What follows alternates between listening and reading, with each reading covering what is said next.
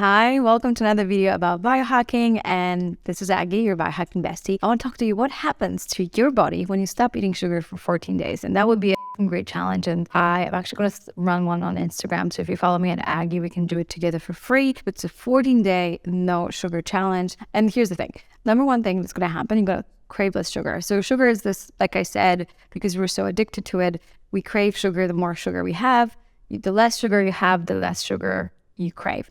That is also linked to insulin resistance and insulin spikes. So you will hear me talk about insulin and glucose spikes in basically every single video I have done. But here's the cycle. You eat bad carbs or sugar, then your body makes so much insulin that your cells resist insulin.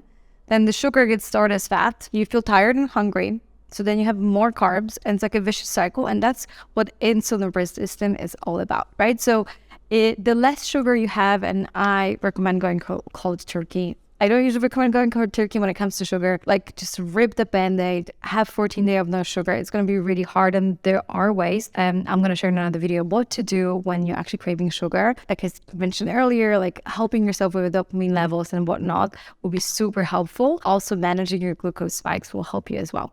Next thing that happens when you stop having sugar for 14 days, your water retention will go down, right? So, and like, sugar or carbohydrates, they tend to store a lot of water. And some of it, if you live in a hot climate, I know I store a lot of water. Especially when I'm in Bali and I have a smoothie and all of a sudden I get like puffy, right, around my eyes, and it's all about water storage. So I'm actually, the less sugar I have, the less water retention I'm going to have. I'm also going to be less tired after a meal, so less fatigue after a meal or in general. I'm not going to have these massive glucose spikes and sugar spikes. So that's going to be really good for my energy levels. That means no more lattes, like 3 lattes a day, like the reality, and also Ultimo, which was like another spike. So that's another one. My skin will improve without sugar. So will my hair. Probably I won't notice, or you won't notice in 14 days, but your skin, 100%. It's incredible what insulin does to our skin, especially around our chin area. So that will be like a really, really big improvement. Next, our mood will improve, and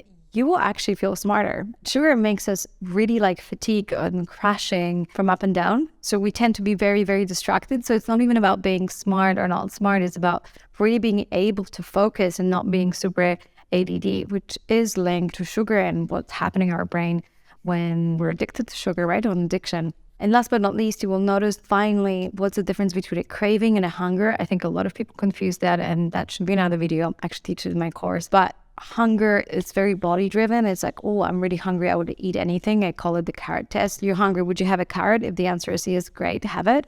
But most people actually aren't hungry. They just usually crave stuff. They're like, open the fridge, I'm like, I don't know what I want. Well, that is all linked to cravings, and cravings are linked to dopamine, and that it's all linked to sugar. So I would highly recommend for you to go on a 14-day no sugar detox and see what happens, because I guarantee all the things I mentioned, including losing weight and having a more chiseled waist, will be very helpful. Anyways, that was Aggie, your biohacking bestie. I hope you enjoyed this video. Make sure you subscribe to my channel, and I'll see you next video.